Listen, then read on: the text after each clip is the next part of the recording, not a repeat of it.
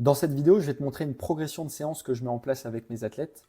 Ici, on va être sur un objectif de développement pour un 5 km, mais je vais te montrer aussi que cette progression, on peut la mettre en place sur du fractionné court pour quelqu'un qui veut par exemple développer sa VMA. Alors, si tu suis un peu mes posts, je parle souvent des paramètres sur lesquels on peut jouer pour mettre en place une séance. La plupart du temps, les gens jouent sur 3 paramètres principaux. L'intensité, donc la vitesse à laquelle tu cours, le volume total de la séance, donc par exemple, est-ce qu'on va faire 10 x 30-30, 15 x 30-30, 20 x 30-30, et ensuite le temps de travail. Donc est-ce que je cours 30 secondes, 1 minute 30, 45 secondes. Il faut savoir que sur la mise en place d'une séance, on a une dizaine de paramètres sur lesquels on peut jouer. Et donc moi là, je vais te montrer qu'on peut jouer du coup sur d'autres paramètres qui sont moins utilisés, mais qui sont complètement intéressants. Donc ici, on va jouer sur les paramètres qui concernent la densité. Donc la densité, c'est quoi? Dans la charge d'entraînement d'une personne, on va avoir le volume, d'accord? Donc c'est le nombre de kilomètres qu'il va courir. On va avoir l'intensité, donc la vitesse à laquelle il va courir. La fréquence, donc combien de fois les efforts sont répétés. Et ensuite la densité, ça va être la combinaison de tout ça. Donc cette charge d'entraînement, on peut l'avoir au fur et à mesure d'une semaine, c'est-à-dire quel est mon volume sur la semaine, mon intensité sur la semaine. Mais on peut l'avoir aussi au sein même d'une séance. Donc dans une séance, quel est le volume de la séance, quelle est l'intensité de cette séance, etc. Donc nous ici, on va jouer sur la densité et notamment sur le nombre de séries. Donc c'est un des paramètres qui est intéressant, c'est le nombre de séries pour une séance. Donc ici, sur une évolution de 3 semaines pour un objectif de 5 km, de développement sur un 5 km, on va partir ici sur une première séance, on a 3 séries de 4 x 400 mètres. Donc on a 4800 mètres en tout de travail, d'accord? On est sur un rythme, c'est un rythme pour travailler une économie de course spécifique sur le 5 km, donc qui est en fonction des performances de la personne. Et on a un temps de récupération ici qui est à peu près de 1 minute, mais là, ce n'est pas ce qui nous intéresse. Ce qu'on veut voir là ici, c'est ce qu'on met en place sur le développement au niveau des séries. Donc première semaine, on a 3 séries de 4 x 400 mètres. Et ensuite, on a à chaque fois une récupération de 3 minutes entre ces séries. Ensuite, la deuxième semaine, on va passer sur 2 blocs de 6 x 400 mètres.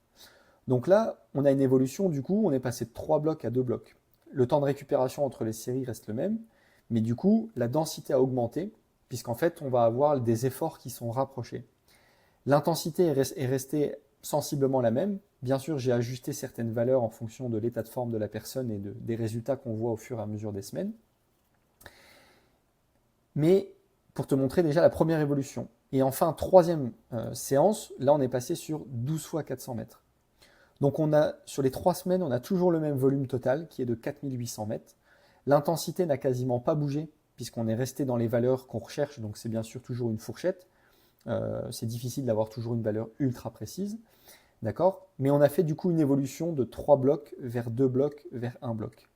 Et donc ça, c'est une augmentation de la difficulté sans toucher aux paramètres classiques sur lesquels on joue habituellement. Là, on joue sur le nombre de séries.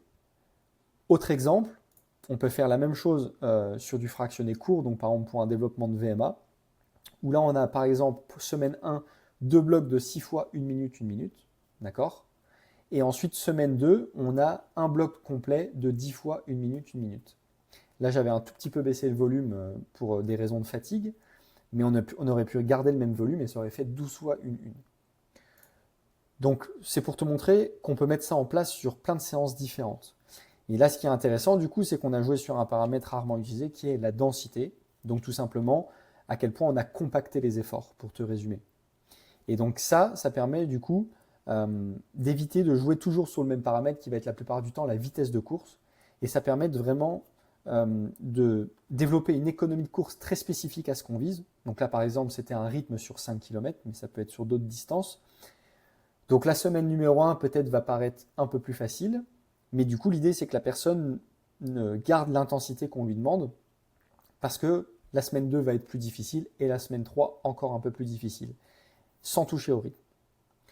Donc voilà pour cette vidéo, c'était pour te montrer du coup qu'on peut jouer sur d'autres paramètres que les paramètres habituels, et donc ça c'est quelque chose de concret qu'on met en place sur des évolutions de 3-4 semaines en fonction d'un objectif.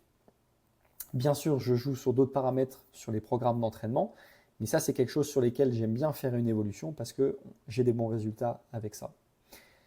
Si tu veux en savoir plus sur comment on peut mettre ça en place ou comment tu peux mettre ça en place, n'hésite pas à m'envoyer un message ou à mettre un commentaire.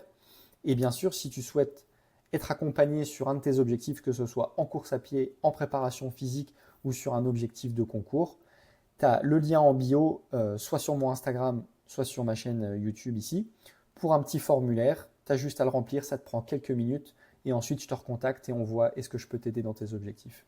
Ciao!